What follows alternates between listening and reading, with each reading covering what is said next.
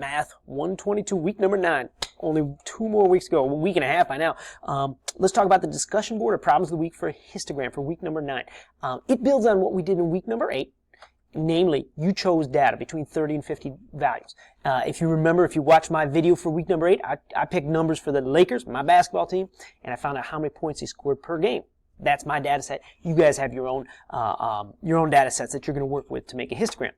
What are we going to do? We need to get to Excel, and we need to create a histogram.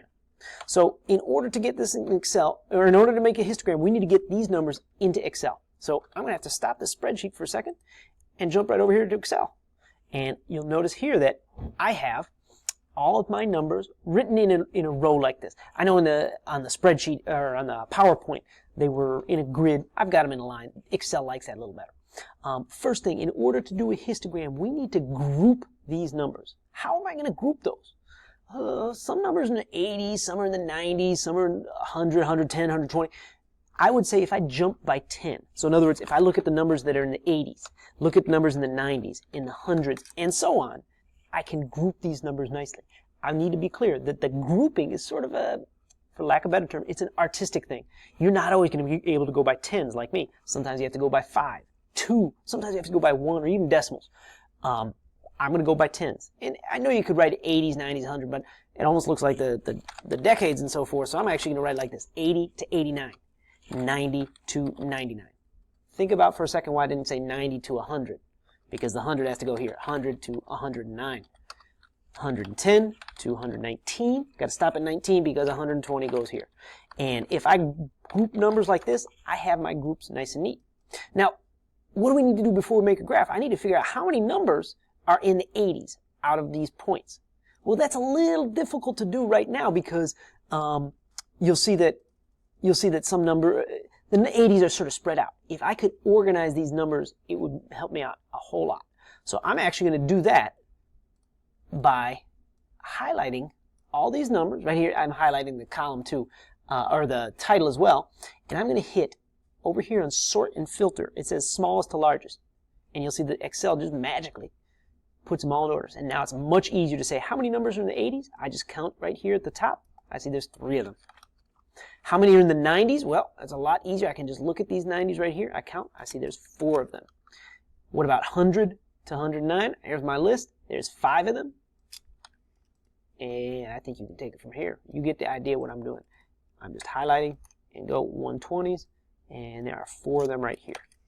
And if you're curious as well, like for instance right here, 100 to 109, not only can I read it here, if you go way down on the bottom of Excel, it actually tells you the number right here. It adds them up, but it also tells you there's 5. We've got the grid, or we have the numbers. Your data is broken up into classes or groups. Now we're ready to graph. Highlight all these. Highlight not just the title, but the number for how many in each group. Go up top to Insert, and then right over here you see all these different types of graphs. I'm just going to go with this little bar chart right here. You click that, and if you want to make a fancy 3D one, let's go straight up 2D. I've got it. I have a graph right here. You'll see it has chart title. If you click that, now I can type in a name, Lakers points scored. We've got a graph.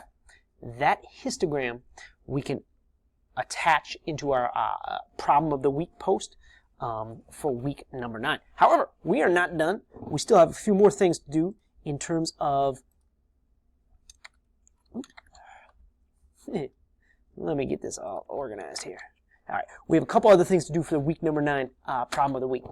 After we got the histogram, we need to determine the type. This is fairly straightforward. Here's the graph for the Lakers. I made the bars a little wider, but it's the same idea.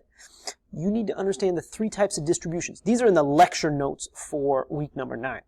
You have uniform distribution, where look at those bars. They're not perfect, but they're pretty much the same height. We have skewed distributions. Look what's going on there. There's a peak, and then it sort of tails off. And you have a normal distribution, which has a peak, but that peak is right nice and centered in the middle. So if you're looking at these, it's never going to be perfect, so you have to make a comparison. Which of the orange graphs looks most like my blue graph? We could argue, say, oh, normal, because the one in the middle is the tallest, but it doesn't really, my blue graph does not tail down. I would say that this is a uniform, because they're fairly close to the same height. Especially those 3 bars are all at the 4, and then a couple other ones are just off. I believe it's a uniform distribution. After that, after you make your distinction for your histogram, we need to find whether the 2 max and 2 min values are considered unusual. Oh boy. So this will come later in the homework, and you'll see it on the next video for week number 9 homework. But I'm going to quickly outline how to get the 2 maximum. In this case, those are my 2 minimum, those 2 numbers, to determine whether they're unusual or unusual. Now, if you go to the class lecture notes, it gives you these formulas for maximum and minimum. There's a lot of crazy things going on here. The X with a bar on top is the mathematical symbol for the average. The SD is the symbol for the standard deviation. Those were mentioned once again in the class lecture notes. How on earth am I supposed to just calculate them right here like this? We're going to go back to Excel, and we're going to calculate the average and the standard deviation. And then we'll talk about these maximum and minimum. All right, so another run to and fro here. Nope. Let's just go right here to the Laker data. So here's the points scored. The average, in order to calculate the average on Excel, take any blank square, hit the equal symbol. Now Excel is thinking like a calculator, like a computer. It's saying, what do you want me to find? Well, I'll just type in average. You got to hit the equal sign first, otherwise it won't work. Once you type in average, you see this list of topics right here. Click the first one, average. It gives you this little parenthesis. That parenthesis is saying, hey, now give me some numbers. Sure enough, I'll give you numbers. Highlight all these, and I finish the parenthesis like that. Hit enter, 106.6. The Los Angeles Lakers have averaged 106.6 points per game. What's next? The standard deviation.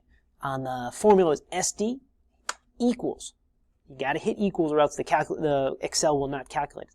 And then you have to type STD, which is standard, and then you see it has all this list of categories. We're going to do STDEV S right there. There's a bunch of different SDEVs. SDEV S. Standard deviation. It gives you that parenthesis. Once again, that parenthesis says, hey, give me some numbers. Sure enough, you get some numbers. Close the parenthesis. My standard deviation is 12.55. I have an average and a standard deviation. What do I do with those 2 numbers? Why, I go back to Excel, of course, and let's look at what we're going to do with that. The average one was 6.6. The standard deviation was 12.55. And those are the 2 formulas for the maximum and minimum usual value. So let's put this on a number line. The average is right in the middle of my number line. That's what an average is. It's the middle. And I'm looking at the minimum value. So this 85 and 88. Now, in order to do this, look at it says you have to go down minus twice by the standard deviation. So in other words, starting at that 106.6 that I made on my line, I'm going to go down twice. And what do I subtract by? The standard deviation, the 12.55. Do some calculations. Subtract again because I have to subtract twice, and that 81.5. The 81.5 is the minimum cutoff for the Lakers to score points. Anything below that 81.5, we would say it's unusual. So if I'm looking at 85 points, it's down here on my graph, but it's not unusual. It's low, but it's not unusual. Follow that same reasoning to look at the maximum values of 125 and 126. I need to find the maximum usual value, which is plus 2 times. So I'm starting at that 106.6 in the middle. I'm going to plus 2 times, plus by that 12.55. All right, so I add the standard deviation once. I add it again, I get 131.7. Everything bigger than that is unusual. So if the Lakers, say, scored 125 points, it's up here on my graph, but it's not unusual. You'll apply that same reasoning to make a histogram, to determine the distribution, and to talk about maximum, minimum values, and then post to discussion board. That's a lot of stuff, but remember, here's the silver line. It's the last discussion board we have for this class. Any questions? Shoot me an email, and hopefully I'll be able to square things away with you.